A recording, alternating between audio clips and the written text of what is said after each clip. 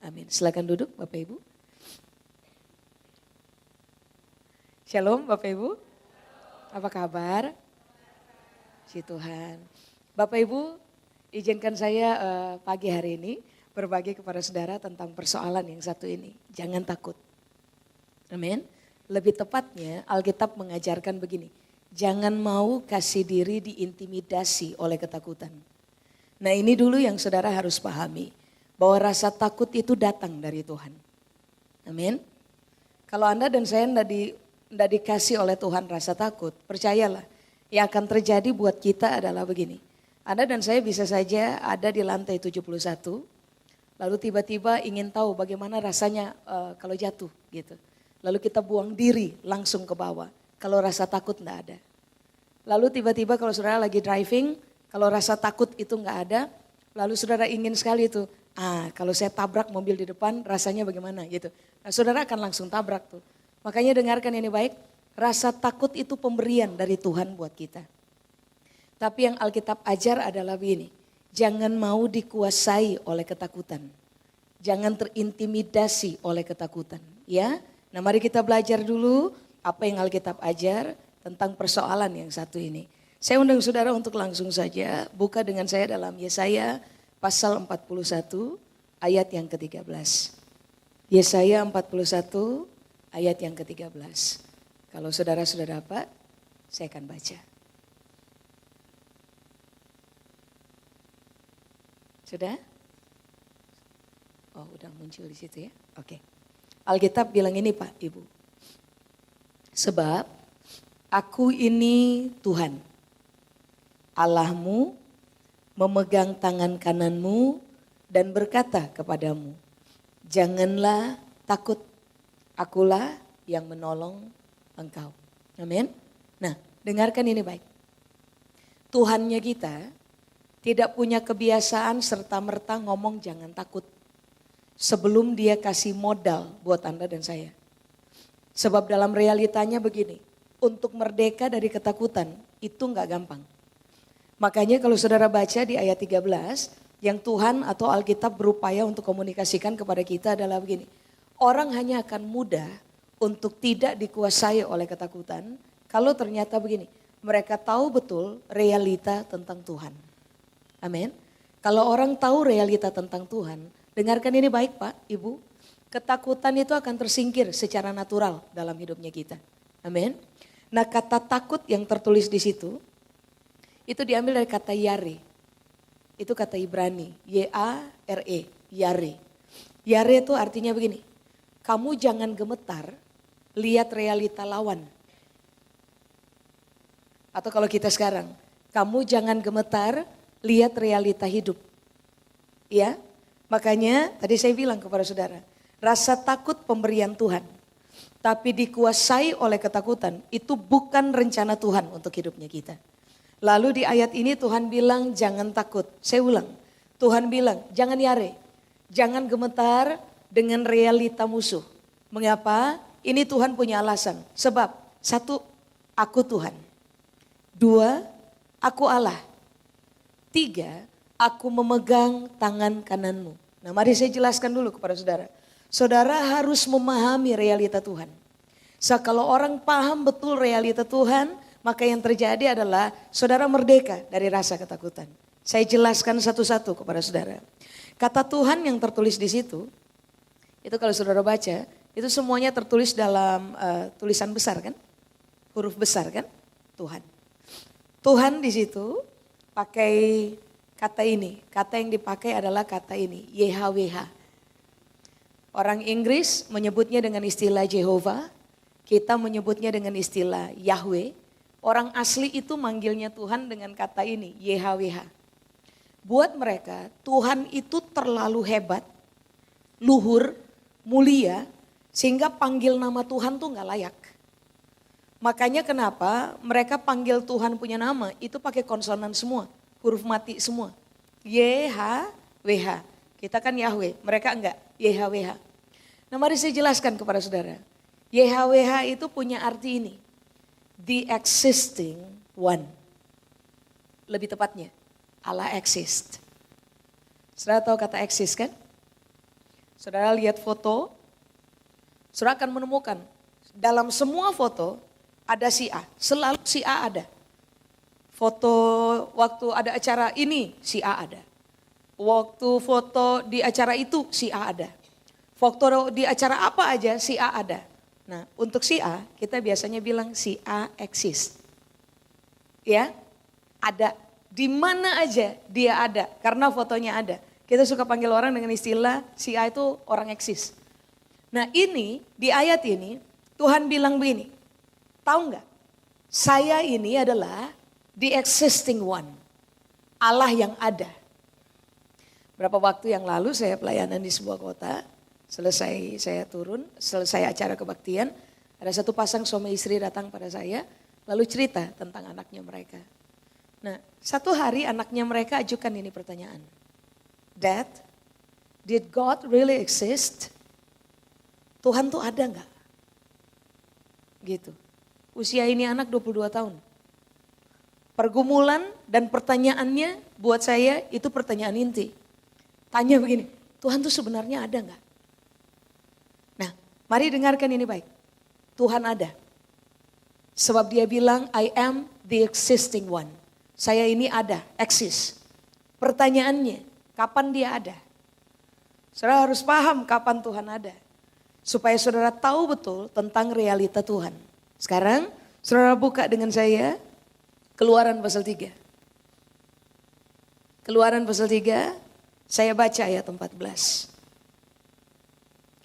Keluaran 3, ayat 14.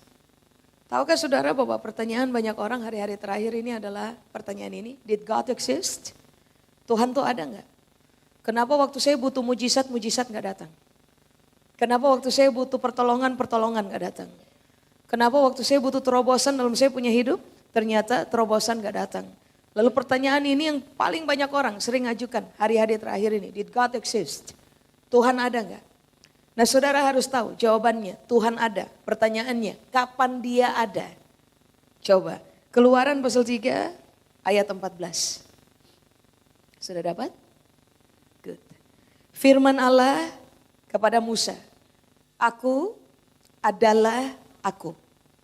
Lagi firmannya, beginilah kau katakan kepada orang Israel itu, akulah aku, telah mengutus aku kepadamu. Sudah ingat kisah ini kan? Tuhan utus Musa pergi ke Mesir, bebaskan orang Israel, bawa mereka ke tanah perjanjian. Musa hari itu kurang pede, lalu dia bilang begini sama Tuhan kan, Tuhan kalau boleh utus yang lain saja, jangan saya.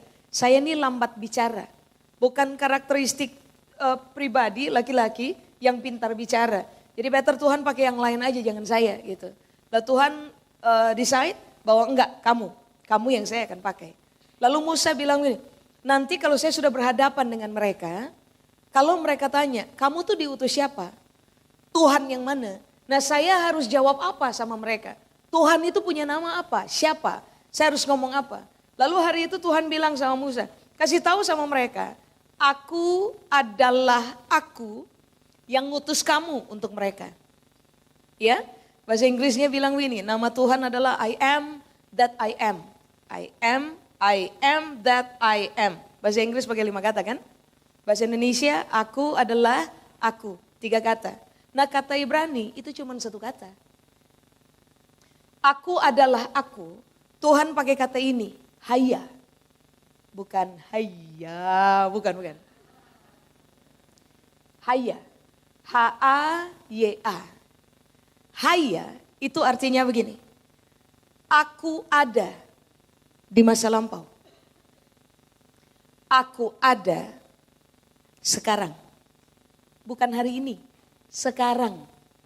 Hari ini kan waktu berputar. Ya. Jadi lebih tepatnya Tuhan bilang ini, saya ada di masa lampau, saya ada sekarang, saya ada di masa depan. Jadi kalau orang tanya kepada saudara, atau saudara mengajukan pertanyaan ini for yourself. Tuhan tuh sebenarnya ada enggak? Ada. Kapan dia ada? Dulu dia ada. Sekarang dia ada. Di masa depan dia ada. Ya, itu saja? Enggak. So kata haya itu punya pengertian lebih besar dari sekedar Tuhan ada di masa lampau, Tuhan ada sekarang, Tuhan ada di masa depan. Kata haya itu menjelaskan realita ini Pak, Ibu. Saya ulang ya. Tuhan ada dulu di masa lampau, Tuhan ada sekarang, Tuhan ada di masa depan untuk satu, berbelas kasihan sama kamu. Dua, tolong kamu. Tiga, mengikat janji dengan kamu. Empat, menyelesaikan segala sesuatu buat kamu. Jadi waktu Tuhan bilang, kasih tahu buat orang Israel, aku adalah aku. Kasih tahu buat orang Israel, haya. Tuhan bilang, saya tuh ada di masa lampau. Untuk kepentingan apa tadi? Berbelas kasihan, menolong, mengikat janji, selesaikan semua. Saya ada sekarang untuk berbelas kasihan, menolong, mengikat janji, selesaikan semua. Saya ada di masa depan untuk satu, berbelas kasihan, tolong, ikat janji, dan menyelesaikan semua. Nah, realita tentang Tuhan ini itu harus sangat ngakar dalam cara berpikir saudara dan saya. So, kalau kebenaran ini ngakar dalam cara berpikir kita, ini yang saudara akan alami. Waktu saudara berhadapan dengan apa saja dalam hidup ini. Tekanan, beban, masalah rumit yang it seems like tampaknya tidak bakal selesai. Tapi saudara sudah paham betul tentang realita Tuhan yang ada, ini yang akan terjadi. Saudara akan menghadapi apa saja dengan kepala tegak dan kaki kuat. Halo? Sebab coba saudara bayangkan, ini yang kita pahami. Tuhan ada sekarang untuk hidupnya kita, buat kepentingan berbelas kasihan untuk kita. Bacalah kita perjanjian baru. Matius, Markus, Lukas, Yohanes. Saudara tentu sering kali mendapati statement ini kan. Dan Yesus digerakkan oleh belas kasihan. Sering kan? Nah, coba pertimbangkan ini. Setiap kali Yesus digerakkan oleh belas kasihan, setelah itu apa yang terjadi? Mujizat. Makanya Tuhan itu bukan sekedar begini Pak, Ibu. Ada, berdiri, nganggur aja, ngelihat kita aja. Bukan. Dia ada dalam kita punya hidup untuk kepentingan berbelas kasihan kepada kita. Pahamilah ini. Setiap kali Tuhan digerakkan oleh belas kasihannya untuk hidup Anda dan saya, mujizat itu wajar. Ya, orang seringkali beranggapan bahwa mujizat itu kok susah sekali ya terjadi dalam saya punya hidup. Coba pertimbangkan ini. Jangan-jangan saudara belum tiba kepada keyakinan dasar, yaitu bahwa Tuhan ada dalam hidup saya untuk berbelas kasihan kepada saya. Kalau Tuhan berbelas kasihan kepada saya, mujizat bukan barang langka Pak Ibu. Mujizat itu kewajaran yang seharusnya terjadi dalam hidup Anda dan saya. Kalau sampai kita nggak ngalami mujizat, artinya kan begini, belas kasihan Tuhan tidak terekspresi dalam hidup Anda dan saya. Kalau belas kasihan Tuhan tidak terekspresi dalam kehidupan saya dan juga saudara, nah pertanyakan ini, katanya dia ada, kenapa nggak terjadi? Halo? Daripada sekedar menuntut Tuhan untuk ini, mujizat harus terjadi, enggak. Saudara harus kuat dulu dalam keyakinan mengenai siapa Tuhan. Sebab maksa Tuhan tanpa saudara meyakini kekuatan di dalam dirinya, maafkan Pak, Ibu, it doesn't work. Tidak akan terlaksana sempurna dalam hidupnya kita. Makanya tadi saya bilang kepada saudara, Tuhan itu nggak tiba-tiba datang pada umatnya sambil berkata, jangan takut. Nggak bisa. Sebab dia tahu merdeka dari rasa takut itu nggak gampang. Cara terbaik merdeka dari ketakutan, mari saya ulang. Orang harus sadar betul Tuhan ada dalam hidup mereka sekarang ini untuk berbelas kasihan. Artinya mujizat tinggal tunggu waktu bagi Anda dan saya. Dan kalau mujizat terjadi dalam hidup kita, itu wajar. Amin. Nah yang kedua, untuk tolong Anda dan saya. You name it Pak, Ibu. Sebut saja. Dalam realita hidup ini, saudara butuh pertolongan pada sisi mana? Nah, saudara harus belajar untuk declare. Memperkatakan. Bahwa saya tuh enggak sendiri loh hadapi ini masalah. Tuhan itu ada dengan saya sekarang. Untuk kepentingan apa? Untuk kepentingan tolong saya. Jadi bangun kerangka berpikir yang betul. Supaya begini Pak, Ibu. Anda dan saya enggak gampang curiga sama Tuhan. Persoalan dari orang Kristen masa kini adalah Karena kita tidak mengenal siapa Tuhan, kita tuh kan gampang berasumsi tentang Tuhan kan? Gampang curiga tentang Tuhan. Gampang tuduh Tuhan bahwa yang lain Tuhan tolong, kenapa Tuhan tidak tolong saya? Jadi gampang marah, bahkan yang paling parah begini, gampang ngancam Tuhan loh. Sebentar, saudara tahu enggak yang saudara hadapi? Penguasa langit bumi, pencipta alam semesta, yang tinggal bikin begini aja Anda dan saya bisa lewat tuh. Iya kan? Cuma persoalan dari kita adalah karena Tuhan tidak terlihat, kita gampang kurang ajar. Karena Tuhan gak terlihat, kita gampang tuh marah-marah, ngancam-ngancam, berasumsi tentang Tuhan. Saudara harus ingat ini baik. Realita tentang Tuhan itu harus betul-betul ngakar dalam hidupnya kita. Dengan cara itu, Anda dan saya akan berhenti itu nuduh Tuhan, berasumsi tentang Tuhan, and so and so. Nah dengarkan ini baik, Allah kita tuh Allah hebat. Amin. Dia nggak nganggur Pak, Ibu. Dia ada dalam hidup Anda dan saya untuk memberikan pertolongan kita, pertolongan kepada kita. Nah kekuatan dari pemahaman itu harus kuat di dalam kita. Nah yang ketiga, Alkitab bilang, haya, saya ada sekarang untuk kamu itu, untuk kepentingan begini kan, ikat janji dengan kamu. Baca saudara punya Alkitab, Allah kita itu disebut dengan istilah begini, the God of every covenant in life. Tuhan dari semua ikatan perjanjian. Dia kalau janji beda dengan manusia janji Pak, Ibu. Manusia berjanji bisa dilanggar, Tuhan tidak. Sebab dia bukan sekedar promise, dia covenant. Itu bedanya. Promise bisa dilanggar, covenant tidak. Itu ikat janji. Tuhan cuma merdeka kalau janji yang dia ikat sama kita, itu dia wujudkan. See? Nah waktu dia bilang buat Musa begini, kasih tahu buat orang Israel, ini haya. Saya ada sekarang untuk kepentingan ikat janji buat kamu. Nah statement itu penting. Sebab orang Israel tuh sudah bergumul, coba saudara sekarang lagi bergumul untuk masalah apa? Berapa lama? 10 tahun? 15 tahun? 20 tahun? Mari saya kasih tahu, orang Israel bergumul lebih dari 400 tahun.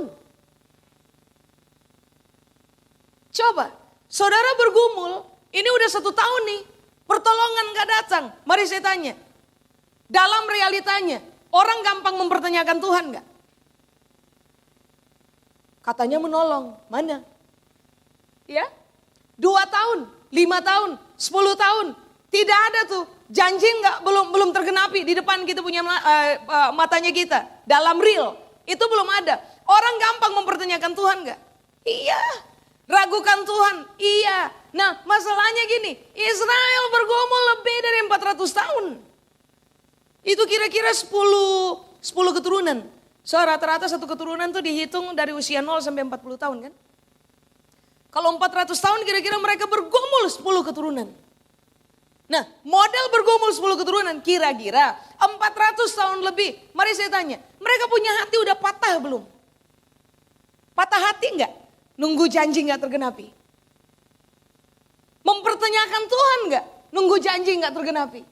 Makanya waktu Tuhan suruh Musa datang kepada orang Israel, Tuhan bilang sama Musa, kasih tahu sama mereka, I am the God of every covenant in life. Saya adalah Tuhan dari seluruh ikatan janji. Supaya orang Israel tuh tahu makna covenant Pak Ibu. Orang Israel tahu, orang Yahudi tuh tahu betul kalau ada statement ikat janji. Sebab ini yang mereka pahami, janji itu sudah diikat. Kamu gak bisa lolos dari saya sampai kamu genapi kamu punya janji. Nah orang Israel kalau dengar kata, orang Yahudi kalau dengar kata ikatan janji, nah itu tuh pengharapan baru buat mereka. Dalam kondisi hati patah, lalu mereka dengar begini, I am the God of every covenant in life. Itu yang terjadi adalah begini, kayak saudara pernah dengar ayat ini kan, buluh yang terkulai, dan mungkin patah. Nah itu yang Tuhan maksud.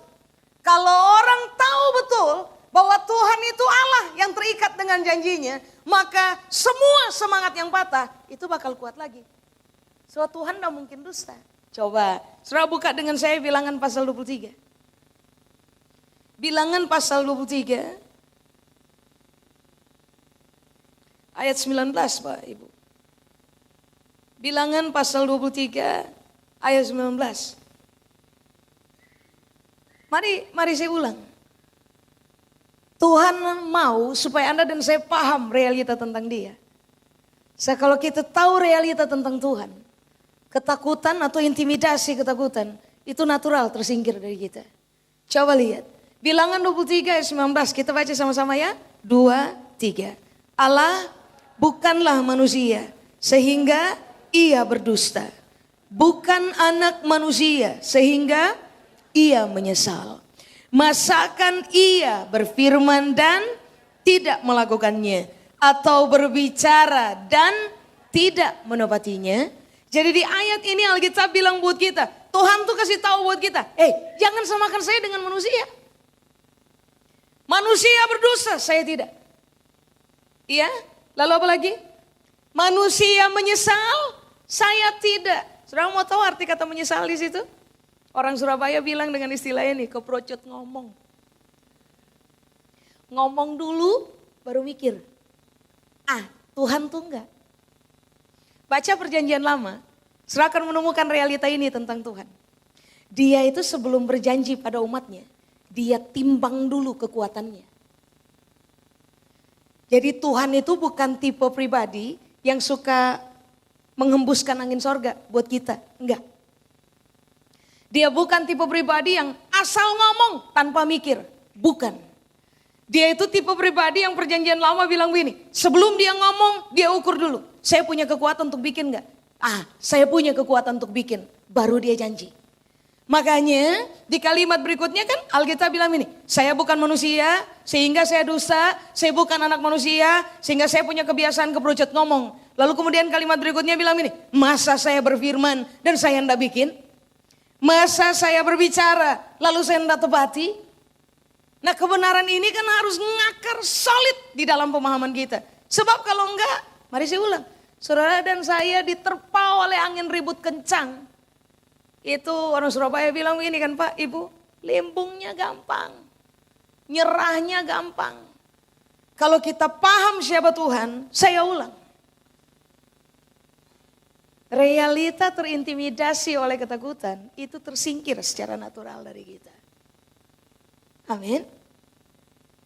Jadi ingat ini baik. Saudara masih ingat ayat ini enggak?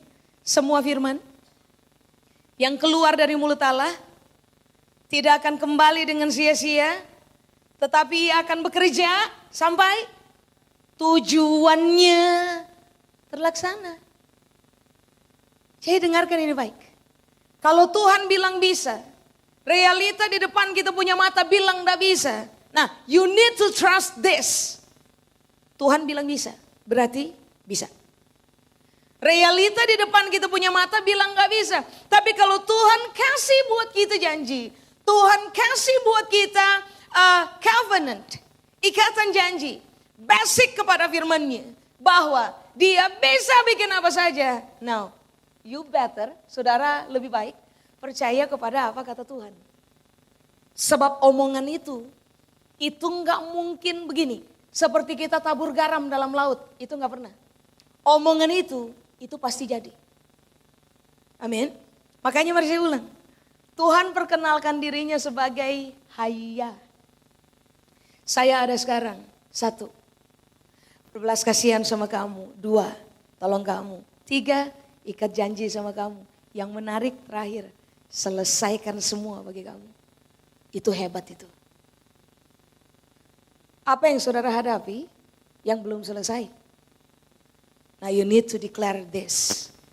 Saudara harus declare statement ini. Tuhan ada dalam hidup saya sekarang untuk selesaikan semua.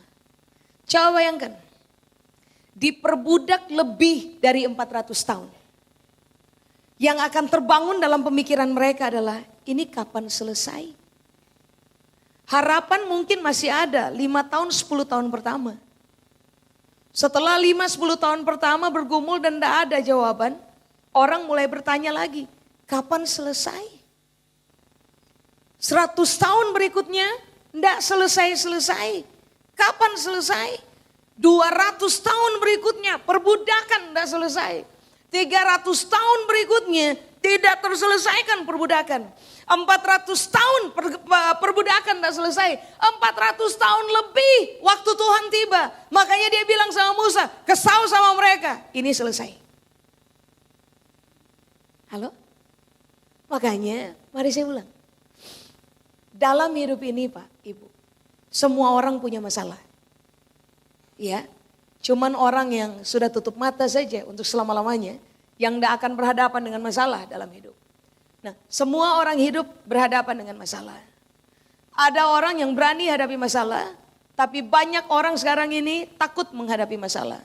Tahukah saudara bahwa hari-hari terakhir ini orang tidak takut mati, orang takut hidup. Makanya angka bunuh diri meningkat dengan sangat drastis. Karena realita yang kita hadapi di depan mata, it seems like nggak selesai. Nah, kabar baiknya buat saudara hari ini, Tuhan akan menyelesaikan segala sesuatu. Jangan berhenti di tengah jalan. Jangan menyerah.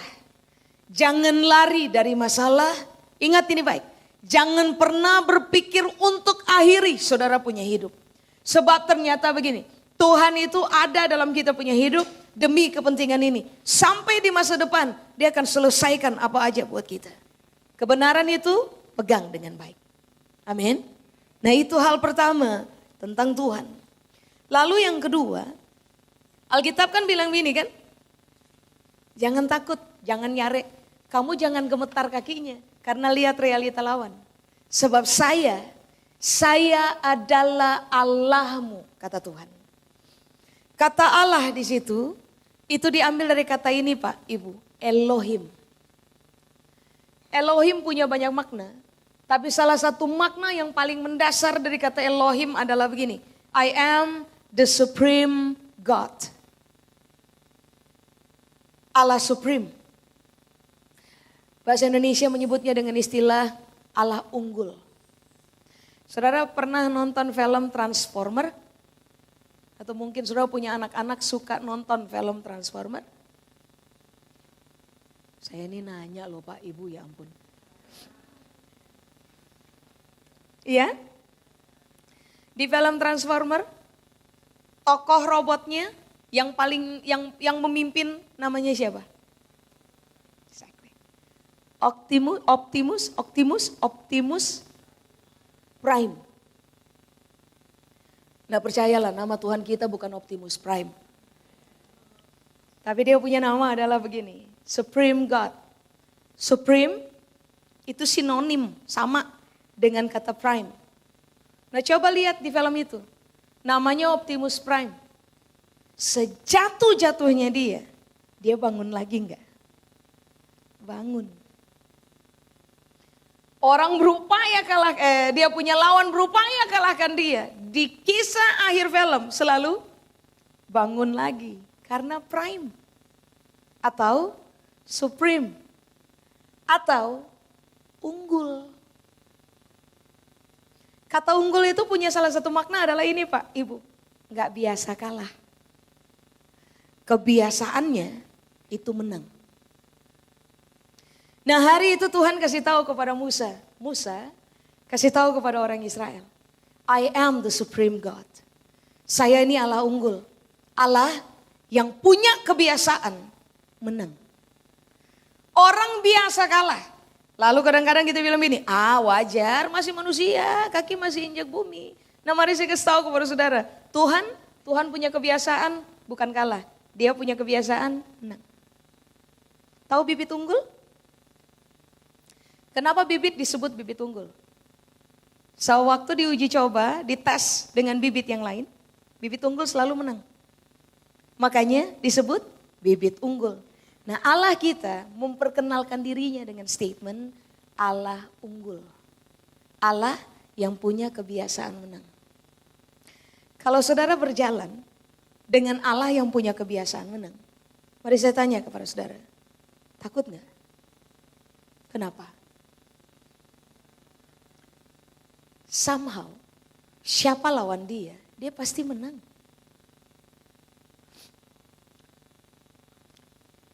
Sekali waktu saya diundang sama kepala preman Ambon di Jakarta. Ini preman mau ulang tahun, kepalanya gitu, mau ulang tahun. Jadi karena dia ulang tahun, dia datang ke saya, lalu bilang, Ibu Ona boleh datang ke Jakarta kah? Gitu. Saya juga orang Ambon Pak, Ibu. Jadi dia datang pada saya dan berkata, boleh datang ke Jakarta kah? Saya tanya kenapa Bung? Lalu dia bilang ini, karena saya ulang tahun, saya mau rayakan dengan seluruh anggota geng gitu. Sebentar, geng apa ini? Lalu akhirnya dia jelaskan siapa dirinya. Lalu saya tanya setelah selesai bertemu dengan dia, saya tanya kepada orang-orang di Ambon, waktu itu saya ada di Ambon, di tempatnya Pak Kris. Lalu saya tanya sama Pak Kris Manusama, tahu enggak itu siapa? Lalu Pak Kris mulai cerita sama saya, On, dia itu begini On, dia itu begini. Oh, oke. Kenapa On? Lalu saya bilang, saya diundang ke Jakarta, dia mau ulang tahun. Lalu Ona terima? Ya saya terima Pak. Karena bisa, tanggal yang dia bilang bisa, saya bilang saya bisa. Nah, Pak Kris cerita semua kisah hebat tentang dia. You know, hebat. Saya diundang. Tahukah saudara, waktu saya dengar cerita itu, saya bahkan tidak terbersit untuk begini. Saya akan batalkan sudah. Setelah dengar cerita hebat yang bergulir. Gitu. Saya tahu kenapa saya tidak batalkan? Lalu yang undang saya kepalanya. Saya masuk di gengnya, di wilayahnya, kira-kira saya aman gak? Kenapa saya aman? Kepalanya itu jaminan buat saya. Ya, orang ini sebagai kepala geng, itu jaminan buat saya. Makanya waktu saya masuk, saya rasa aman, tidak merasa terganggu dengan realita orang yang tinggi gede-gede, dengan wajah-wajah yang you know gitu. Maksudnya takut, gentar, tidak, kepalanya jaminan saya. Ya, sekali waktu saya diundang oleh kepala preman Ambon yang lain, di sisi yang lain di Jakarta. Nah, yang ngundang ini bukan kepala premannya. Yang ngundang ini mamanya gitu. Mamanya kepala preman. Percayalah, sehebat-hebatnya anaknya, walaupun kepala preman, mamanya lebih hebat. Saya diundang sama mamanya bilang, mamanya datang sama saya lalu bilang, Ibu Ona boleh datang gak ke Jakarta untuk bla bla bla. Saya bilang, saya datang Bu, saya datang. Karena saya sudah kenal baik, saya bilang, saya datang. Sudah pikir waktu saya masuk di tengah mereka, sudah pikir saya punya lutut gemetar? Kenapa?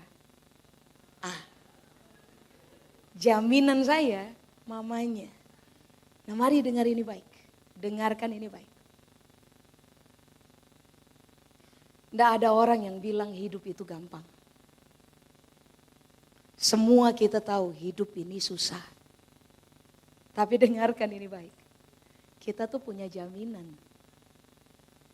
Allah unggul. Ngapain takut? Kalau yang kita paham adalah begini. Allah yang menyertai saya punya kebiasaan menang. Saudara akan menjalani hidup dengan kepala tegak. Segentar-gentarnya saudara, kegentaran itu akan berlalu waktu saudara declare untuk diri sendiri. My God is a supreme God. Allah saya itu Allah unggul. Allah yang punya kebiasaan menang.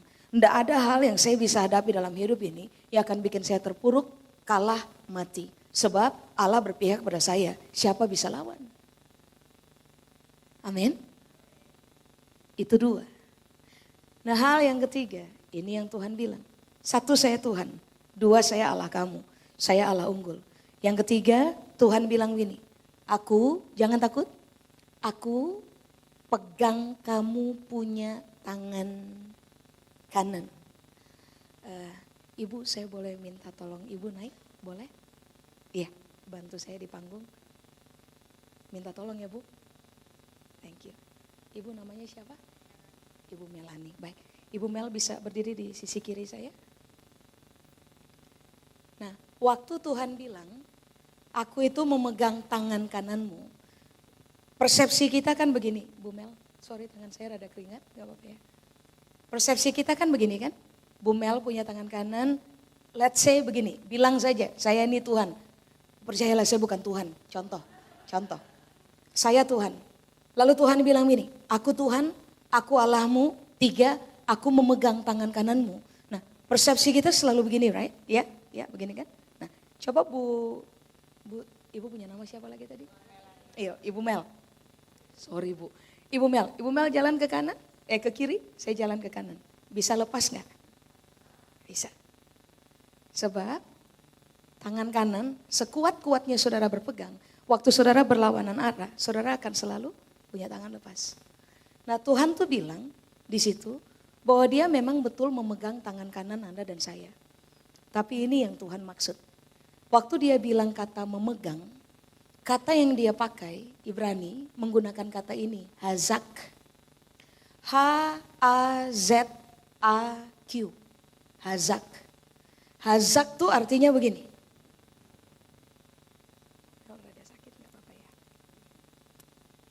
Bisa? Sorry. Hazak tuh begini. Dia bukan cuman pegang saudara dan saya punya tangan. Dia ikat dia punya tangan dengan Anda dan saya. Bu Mel tolong jalan ke kiri, saya jalan ke kanan ya. Coba. Bu Mel tetap jalan Bu. Bisa misah? Enggak putus Bu, saya sudah bikin 2. Coba. Bisa misah enggak? Bisa misah? Kenapa enggak bisa misah? Udah terikat. Tuhannya kita itu kasih jaminan buat kita. Saya tuh ikat saya punya diri dengan kamu men.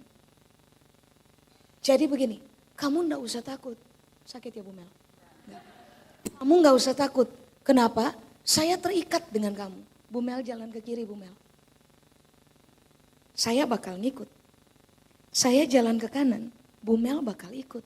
Kenapa? Terikat. Saudara pikir selama ini Tuhan lepas pandang dari saudara? Mari saya kasih tahu, tidak. Saudara pikir selama ini Tuhan lagi ninggalin saudara? Siapa yang bilang? Sembarangan. Tidak. Ini yang saudara harus pahami. Tuhan ikat dirinya dengan saudara dan saya. Bagaimana mungkin kita tuduh dia dengan berkata bahwa Tuhan tidak peduli dengan saya. Tuhan tidak mau tahu tentang saya punya masalah. Tuhan tinggalkan saya. Tuhan baik dengan orang lain. Tuhan tidak baik dengan saya. Pak, Ibu bertobat. Sembarangan. Tuhan begini posisinya sekarang. Dia terikat dengan Anda dan saya. Dia tidak bisa pisahkan dirinya dari Anda dan saya. Halo? Ingat ini. Allah berbelas kasihan. Allah menolong. Allah yang mengikat janji. Allah yang terakhir apa tadi? Allah yang menyelesaikan segala sesuatu kepada kita. Allah unggul, punya kebiasaan menang. Dia ikat dirinya dengan Anda dan saya. Mari saya tanya, kalau saudara paham realita ini, saudara takut gak hadapi hidup? Enggak, karena itu yang saya bilang, kita punya jaminan. Jaminan kita adalah begini, Allah yang mengikat dirinya dengan kita. Saudara mau pergi kemana saja, trust me this, you are not alone. Kita enggak sendiri. Mengikat diri saja dengan kita, kan. Ikatan ini, hazak, itu namanya begini. Ikatan keberanian, ikatan keperkasaan, ikatan determinasi, keteguhan hati. Makanya yang terjadi adalah begini. Kalau saudara paham, Bu, kita gini lagi Bu. Kalau saudara paham, Tuhan yang pegang saudara punya tangan kanan adalah Tuhan yang ngikat dirinya dengan saudara dan saya. Dan ikatan yang dia bikin pada tangannya kita adalah ikatan hazak. Artinya begini, waktu dia pegang saudara dan saya punya tangan, yang dia kasih buat kita adalah keberanian. Kalau saudara dikuasai oleh keberanian, takut? Tidak. Waktu dia pegang saudara dan saya punya tangan kanan, lalu bikin ikatan kayak gini, ikatan ini namanya ikatan keperkasaan. Kalau dia kasih bagi Anda dan saya keperkasaannya, kira-kira saudara takut hadapi apa saja? Tidak, keperkasaan fulfill in your life. Full in your life, penuh atas kita. Ketiga, ikatan ini namanya determinasi. Hati teguh. Makanya ingat ini baik. Orang yang tahu betul realita tentang siapa Tuhan, saudara cermati aja, cara mereka jalani hidup. Mereka biasanya adalah orang-orang yang teguh hati. Gak takut hadapi apa aja. Setengah mati, kisah atau ceritanya, tambah lama kok tambah parah. Tapi mereka akan berdiri dan menghadapi dengan teguh hati sambil berkeyakinan bahwa this is only a season, ini cuma musim berakhir. Teguh hati, hadapi sampai akhir. Saudara pikir karena saudara dan saya hebat? Berani hadapi apa aja, perkasa waktu hadapi apa aja, teguh hati, gak gampang menyerah sampai cerita dalam proses hidup kita selesai. Saudara pikir karena kita hebat? Bukan. Karena Tuhan ikat kita punya tangan dengan hazak. Amin. Terima kasih Bu Mel. Saudara tepuk tangan buat Bu Mel. Thank you ya Bu Mel. Halo? Makanya begini, waktu saudara hadapi apa saja dalam saudara punya hidup. Lalu saudara mulai gentar tuh. Saudara harus declare satu, reality about God. Dua, the reality about yourself. Realita tentang Tuhan saya adalah dia YHWH, dia Elohim. Tapi realita dia juga pegang, saya punya tangan kanan. Tapi realita tentang kita adalah begini, tangan saya tuh terikat dengan tangannya Tuhan. Dalam ikatan ini Tuhan kasih buat saya keberanian. Dalam ikatan ini Tuhan kasih buat saya keperkasaan. Dalam ikatan ini dia kasih bagi saya keteguhan hati. Jadi saya akan tetap hadapi ini masalah. So saya tahu bahwa I'll be fine. Saya akan baik-baik saja. Amin. Coba, saudara buka dengan saya Pengkhotbah pasal 3. Pengkhotbah pasal 3. Coba saudara lihat dengan saya. Ayat yang pertama. Pengkhotbah pasal 3, ayat yang pertama. Sudah?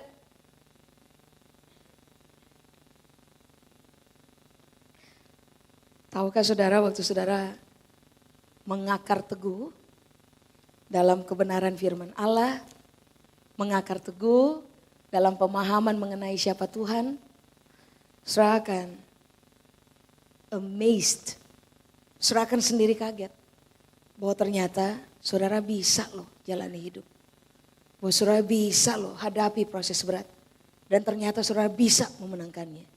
Kita akan sering kali menghadapi realita itu, amazed.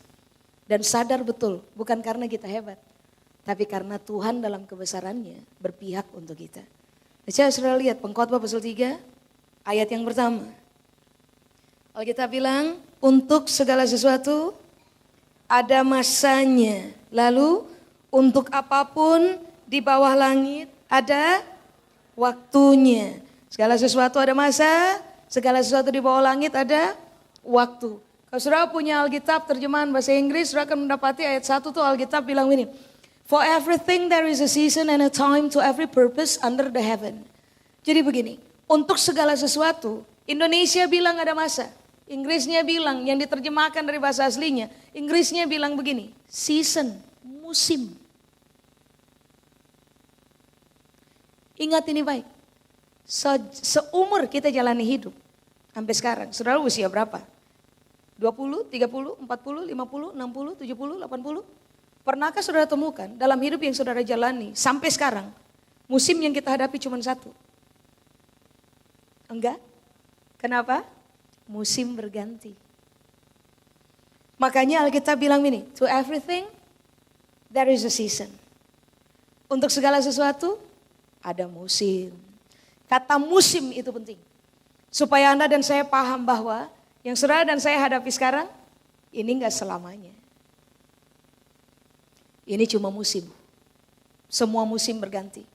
Makanya kalau saudara baca di ayat-ayat ke bawah, saudara akan menemukan ada kira-kira 28 musim dalam orang punya hidup kan? Musim menangis, kemudian musim tertawa. Musim meratap, kemudian musim menari. Musim mengumpulkan, kemudian musim kehilangan. Musim mendapatkan, musim melepaskan. Nah itu ada. Nah dalam hidup ini, waktu saudara jalani, saudara kasih tahu kepada diri sendiri, it's only a season. This is only a season. Ini cuma musim. Semenangis-menangisnya saudara, waktu saudara lagi alami proses hidup berat, kasih tahu untuk diri sendiri, ini cuma musim. Saya tidak akan nangis selamanya. Semeratap-meratapnya saudara, kasih tahu untuk diri sendiri, ini firman Allah loh. Tadi saya sudah bilang kepada saudara, semua firman yang keluar dari mulut Allah, itu akan terjadi. Sudah. Iya, sampai tujuannya terlaksana. Jadi kalau Alkitab bilang ini, for everything there is a season, it's only a season man. Ini cuma season, ini cuma musim. Jadi begini, jangan putus asa. Jangan patah arang. Jangan menyerah. Kasih tahu untuk diri sendiri, ini musim. Musim berganti. Dua, To everything there is a season and a time, to every purpose under the heaven. Segala sesuatu yang terjadi di bawah langit ada tujuan.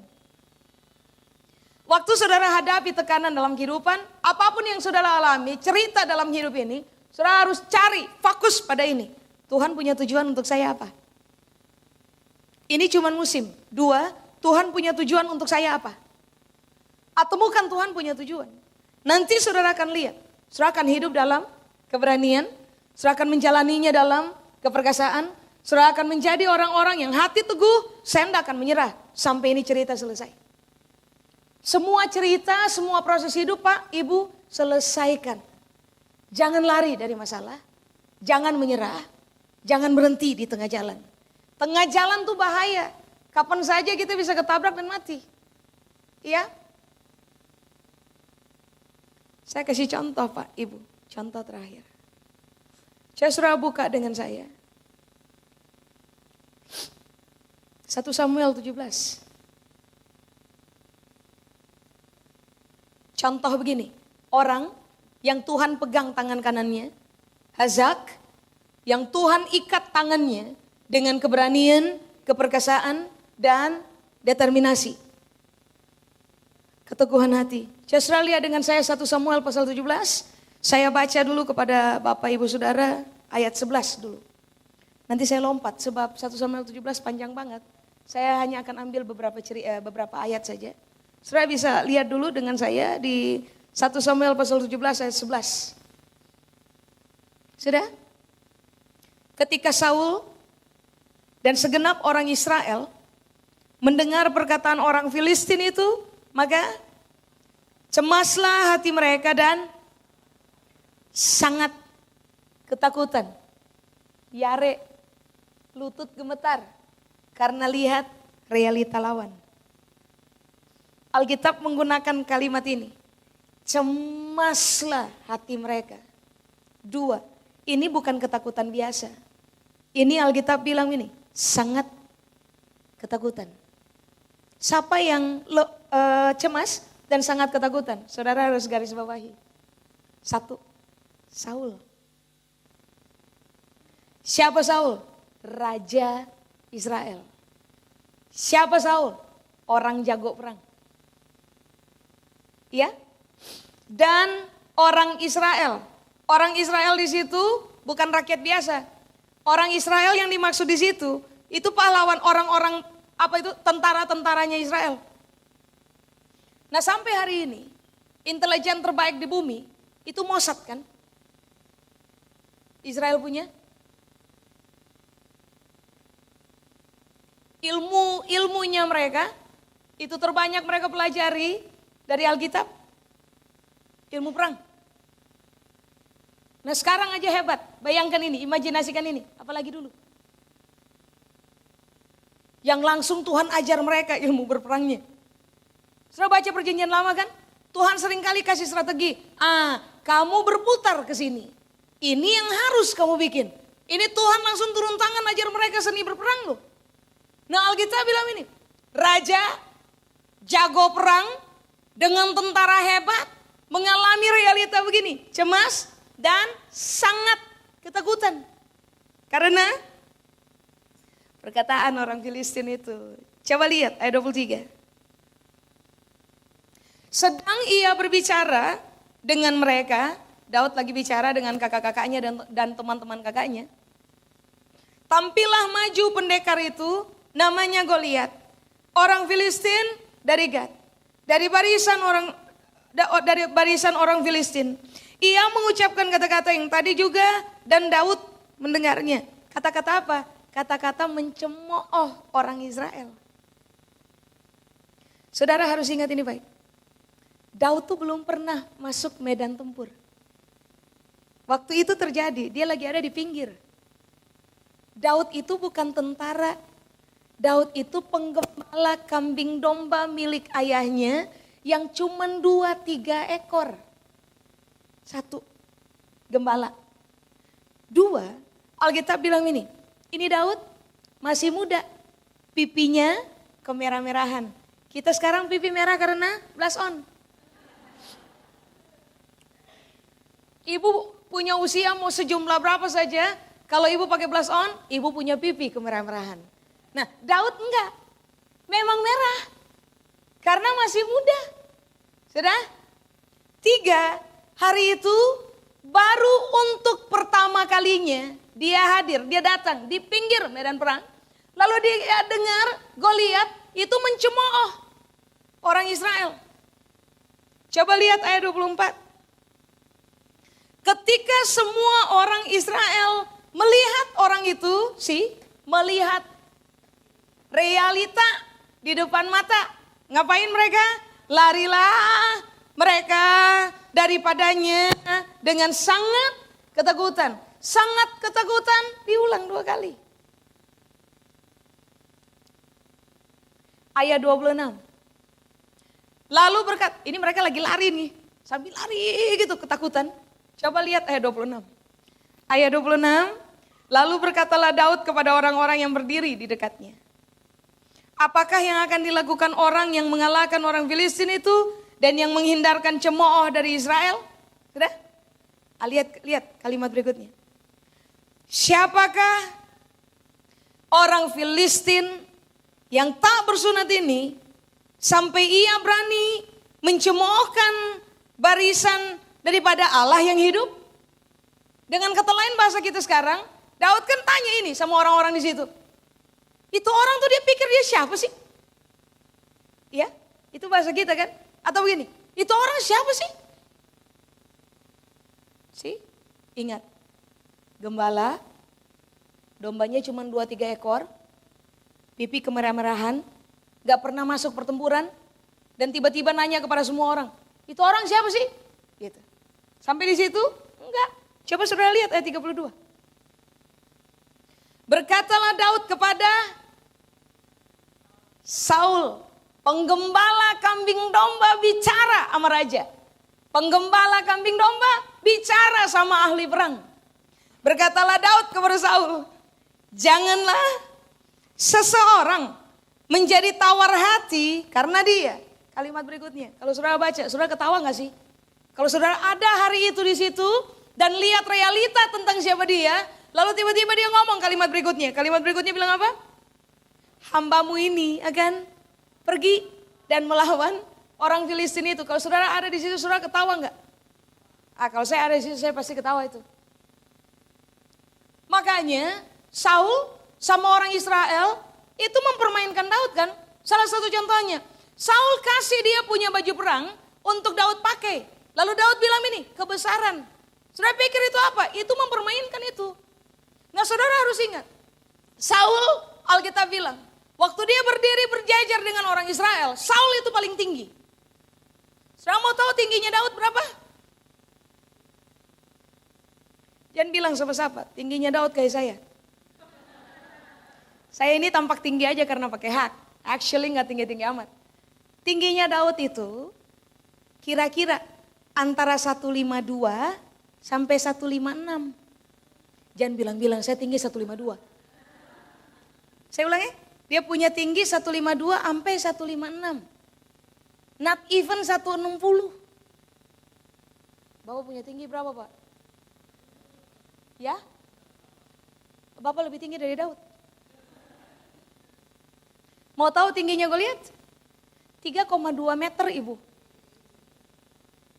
Satu, pertimbangkan ini. Satu, Daud cuma 152 ya. Sampai 156. Penggembala kambing domba. Pipi kemerah-merahan. Gak biasa masuk medan pertempuran. Goliat tinggi 3,2. Pahlawan perang orang Filistin. Waktu dia masuk ke medan pertempuran, Filistin selalu menang. Gara-gara ada siapa coba? Goliat. Jago perang, tinggi hebat, pahlawan. Setiap dia masuk pertempuran, dia tidak pernah kalah. Makanya kenapa Alkitab bilang, Saul lari. Tentara Israel lari. Lari saja, tidak, cemas dan ketakutan. Daud, jangan ada yang tawar hati. Saya akan pergi lawan orang Filistin itu. Saudara pikir ini apa? Saudara pikir ini apa? Ini nih yang disebut dengan ini. Braveness. ya, keberanian, hebat. 2, keperkasaan. 3, keteguhan hati. Kalau orang gak teguh hati, orang gak bakal berani bilang begini, gila aja, lawannya tuh 3,2. Orang gak bakal berani bilang begini, sudah gak usah tawar hati, saya yang maju. Sudah? Coba lihat ayat 36. Makanya saya bilang, kalau orang paham realita tentang Tuhan, apapun yang saudara hadapi dan saudara punya hidup, saudara akan menghadapinya dengan kepala tegak. Karena kita hebat? Bukan. Karena siapa Tuhan yang hidup dalam kita, itu hebat. Ayat 36. Baik singa maupun beruang telah dihajar oleh hambamu ini.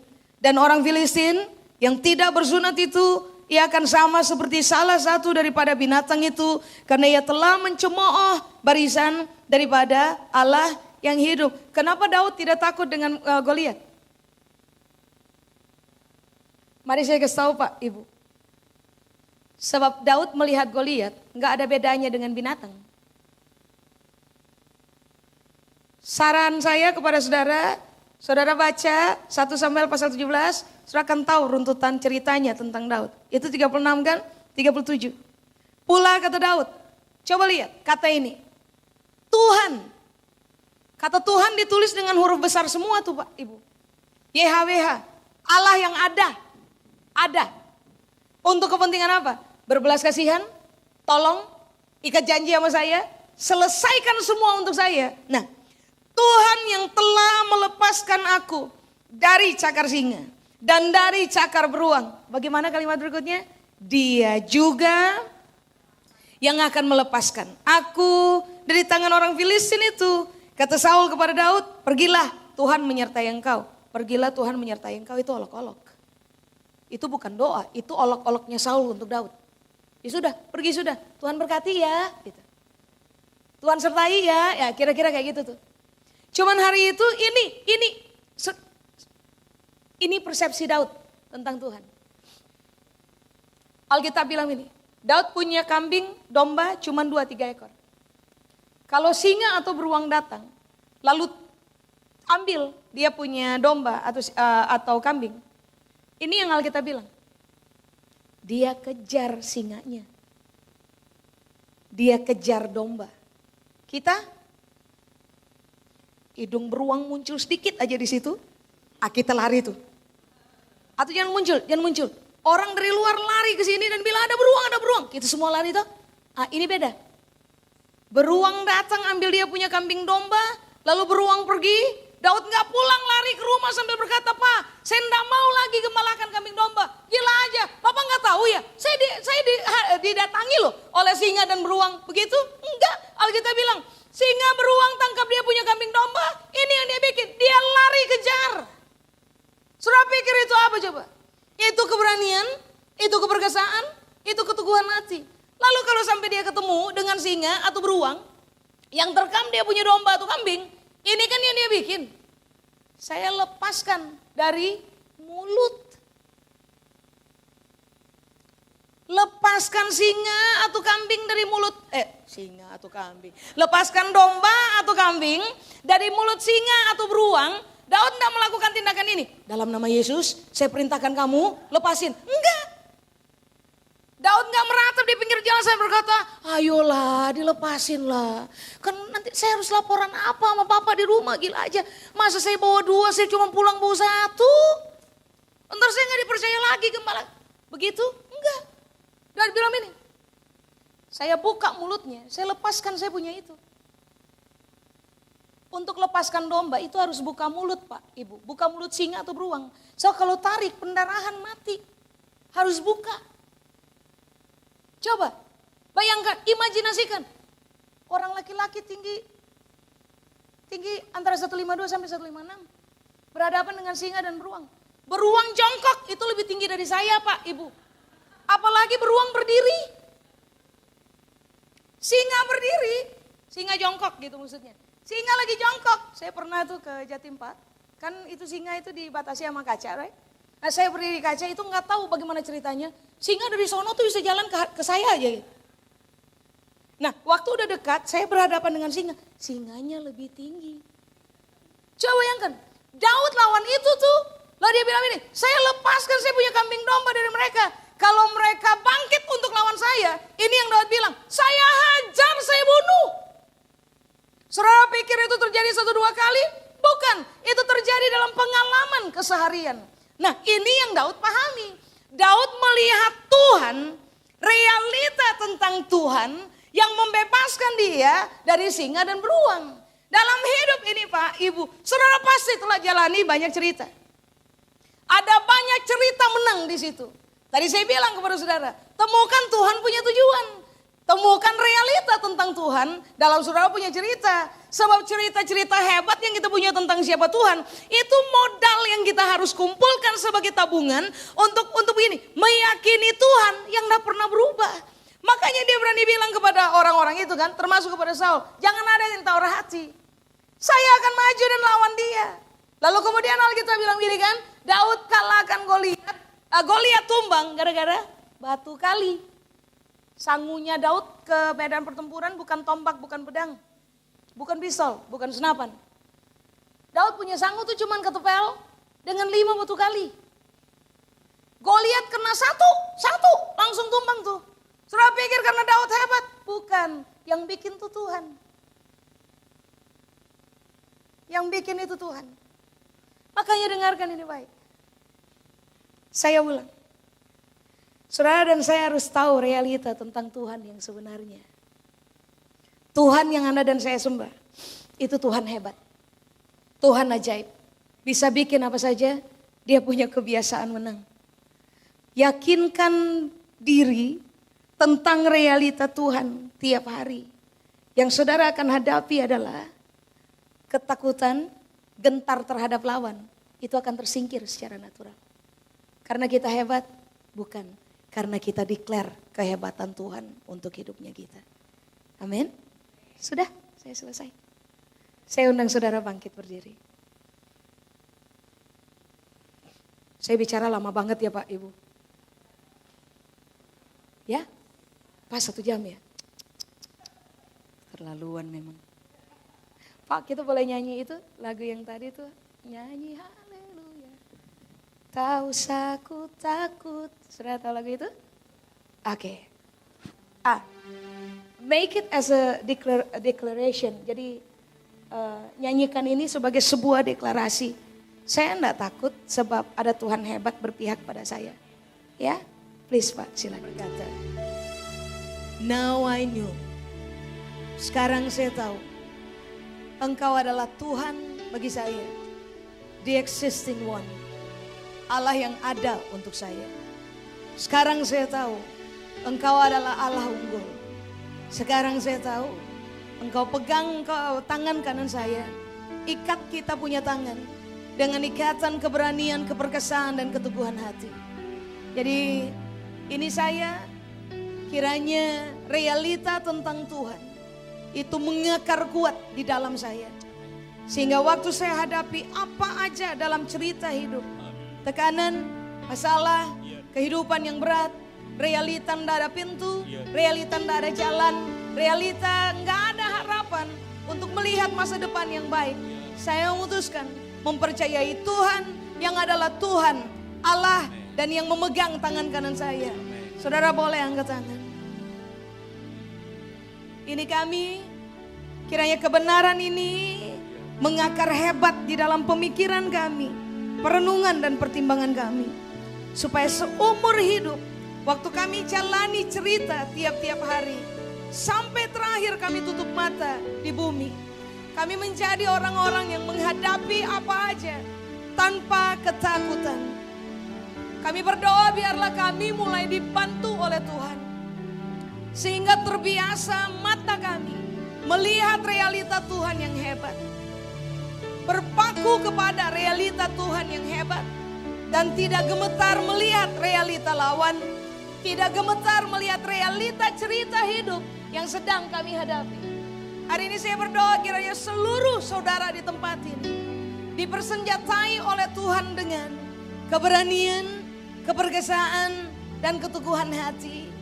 Sehingga nanti di akhir dari cerita kami, dalam masing-masing proses, kami bisa cerita kepada orang lain. Kami bisa jadi saksi hidup di depan banyak orang.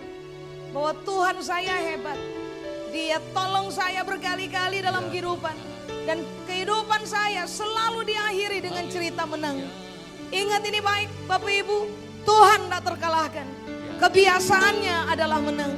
Kiranya kita semua tanpa kecuali punya cerita hidup yang terbiasa menang. Supaya orang pada akhirnya bisa mengakui, iya, Tuhan yang kita sembah di dalam nama Tuhan Yesus Kristus adalah Allah hebat, Allah ajaib, tidak terkalahkan, bisa menyelesaikan segala sesuatu buat hidupnya kita. Pulanglah dan jangan gentar tentang hidup. Saudara dan saya akan baik-baik saja. Allah hebat telah mengikat dirinya dengan kita. Meteraikan seluruh kebenaran ini dalam pertimbangan dan perenungan kami. Seumur hidup kami, kiranya kami terlatih taat kepada kebenaran. Kepada Tuhan seluruh kemuliaan, anugerah-Mu, rahmat-Mu, berkat-Mu menyertai kami turun-temurun. Yang percaya kepada Tuhan, sama-sama kita katakan amin. Tuhan berkati Pak, Ibu silakan duduk.